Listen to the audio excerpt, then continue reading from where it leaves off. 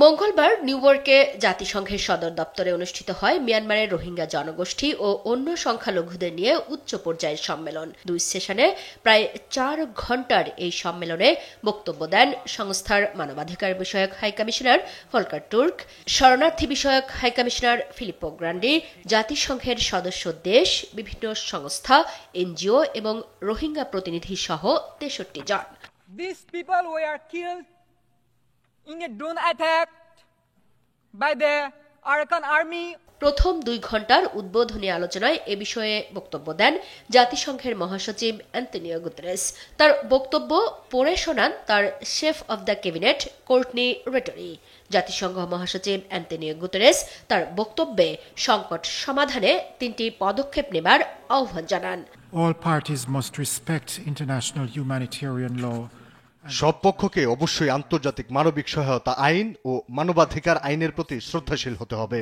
মিয়ানমারের ভেতরে বাধাহীনভাবে মানবিক সহায়তা যাওয়ার সুযোগ দিতে হবে। শরণার্থীদের পরনির্ভরশীলতা থেকে আত্মনির্ভরশীল করে তুলতে এবং আশ্রয়দাতা জনগোষ্ঠীর উপর চাপ কমাতে জোরালো মানবিক সহায়তা ও উন্নয়ন কর্মকাণ্ডের জন্য বিনিয়োগ দরকার। And development investment. এর আগে উদ্বোধনী সেশনে বক্তব্য দেন বাংলাদেশের অন্তর্বর্তীকালীন সরকারের প্রধান উপদেষ্টা ডক্টর মোহাম্মদ ইউনূস। তিনি রোহিঙ্গা সংকট সমাধানে যথেষ্ট উদ্যোগ না নেয়া এবং তাদের জন্য আন্তর্জাতিক সহায়তা কমে যাওয়ায় হতাশার কথা জানান। 7 দফার একটি প্রস্তাব তুলে ধরে রোহিঙ্গাদের দ্রুত প্রত্যাবাসনে আন্তর্জাতিক সহায়তার আহ্বান জানান প্রধান উপদেষ্টা।